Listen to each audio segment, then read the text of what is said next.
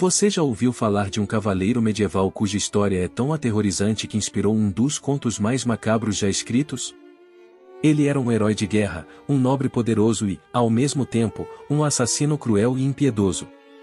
Seu nome era Gilles de Rei, um dos homens mais ricos e influentes da França no século XV, e sua queda foi tão brutal quanto sua lenda.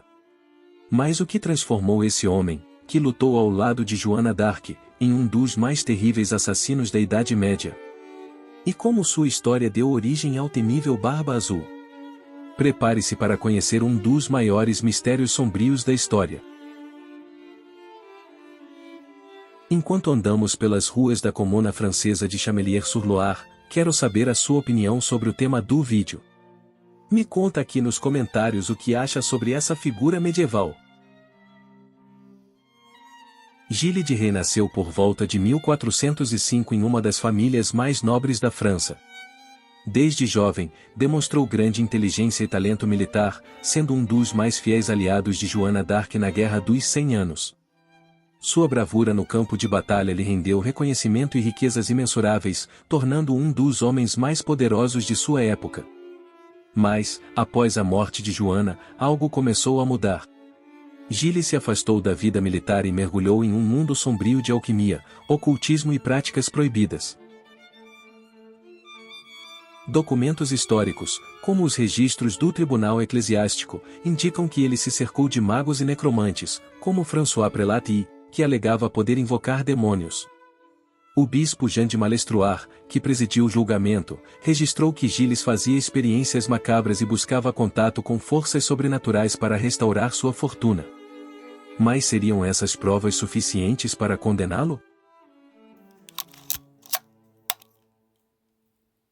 Relatos do período mencionam que Gilles financiava peças de teatro extremamente caras, o que pode indicar que ele estava tentando distrair a nobreza de seus outros interesses obscuros. Após abandonar a guerra, Gilles passou a gastar sua imensa fortuna em luxos, peças de teatro grandiosas e rituais ocultistas. Ele cercou-se de alquimistas e feiticeiros que prometiam riqueza infinita e poder sobrenatural.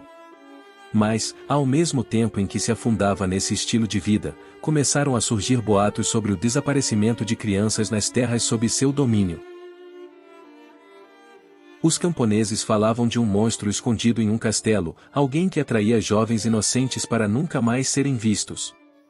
O bispo Jean de Malestroire registrou diversos depoimentos que descreviam um padrão nos desaparecimentos. Entretanto, alguns historiadores modernos argumentam que esses boatos podem ter sido exagerados ou mesmo fabricados por adversários que queriam se apoderar das vastas terras de Gilles.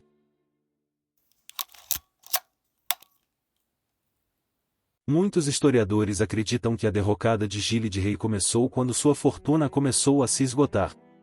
Seu estilo de vida extravagante e suas práticas questionáveis fizeram com que até a nobreza francesa começasse a vê-lo com desconfiança. As investigações sobre Gilles de Rei revelaram algo assustador. Testemunhas alegavam que ele sacrificava crianças em rituais diabólicos em busca de poder e conhecimento proibido. Servos e cúmplices relataram cenas horrendas dentro dos castelos do nobre. Assassinatos brutais, torturas inimagináveis e um desprezo absoluto pela vida humana. Relatos do julgamento conduzido por Jean de Malestroire descrevem corpos mutilados e vestígios de rituais sangrentos.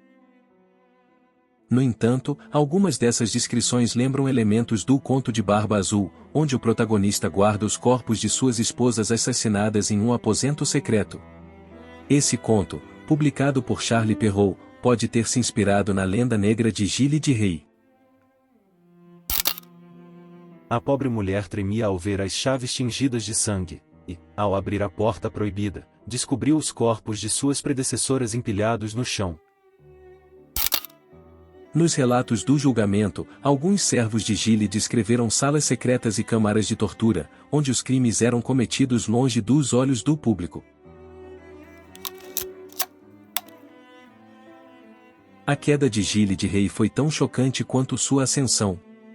Em 1440, após denúncias insistentes e a pressão dos camponeses, ele foi finalmente preso e levado a julgamento. Durante os interrogatórios, confessou os crimes de forma assustadoramente detalhada. Teria sido uma confissão sincera ou fruto da tortura? Registros do julgamento indicam que a pressão psicológica foi intensa e que Gilles poderia ter confessado para evitar mais sofrimento. Nos documentos sobre o julgamento, está escrito: Gilles de Rei falou aberta e voluntariamente a todos os presentes e confessou que devido ao ardor e prazer ao satisfazer seus desejos carnais, havia matado um grande número de crianças. Às vezes, as havia submetido vários tipos de tortura. Cometeu vícios sodomíticos com elas quando estavam agonizando e sentia prazer beijando crianças que estavam mortos e julgando qual delas tinha a cabeça mais bonita. Depois, fazia que seus empregados levassem os corpos e os queimassem até que virassem cinzas. Alguns estudiosos questionam se esses relatos foram forjados para legitimar a condenação e permitir que a Igreja e a coroa tomassem seus bens e terras. A lenda de Gilles de Rei não morreu com ele. Nos séculos seguintes, sua história foi sendo distorcida e transformada em um conto de advertência. Muitos acreditam que Charles Perrault, ao escrever o Conto de Barba Azul no século XVII, se inspirou nos crimes do Cavaleiro Amaldiçoado. O conto fala de um homem rico e misterioso que assassina suas esposas e esconde os corpos em um aposento trancado. Essa história reflete o medo da sociedade medieval em relação ao poder dos nobres e a crueldade escondida atrás de suas muralhas. Trechos do conto original sugerem que Barba Azul era um reflexo dos temores da época sobre a autoridade masculina e o perigo de segredos escondidos dentro dos castelos. A grande questão que permanece é: Gilles de Rei foi realmente um monstro que a história nos conta, ou foi vítima de um julgamento injusto, manipulado por interesses políticos e religiosos? Há pesquisadores que acreditam que as acusações contra ele foram exageradas para justificar sua execução e confisco de bens. Outros sustentam que ele foi, de fato, um assassino cruel, cuja história foi suavizada ao longo dos séculos. A verdade pode estar perdida para sempre nos anais do tempo, mas o mistério continua. Algumas versões da história de Gilles de Rei sugerem que ele teria buscado a imortalidade através de seus rituais. Muitos acreditam que ele queria obter conhecimento proibido e até fazer pactos com o demônio. Seja mito ou realidade, a história de Gilles de Rei continua a nos assombrar. Seu nome ficou marcado para sempre como o nobre que se tornou monstro. Afinal, algumas lendas nunca morrem. Mas e você? Acha que Gilles de Rei foi realmente um assassino ou vítima de um complô? O que você acha? Qual dessas descobertas históricas mais te fascinou?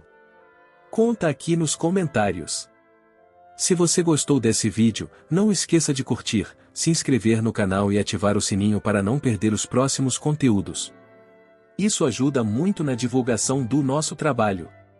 Se você conhece alguém que se interessa por arqueologia ou história, compartilhe este vídeo com essa pessoa. Vamos juntos espalhar conhecimento.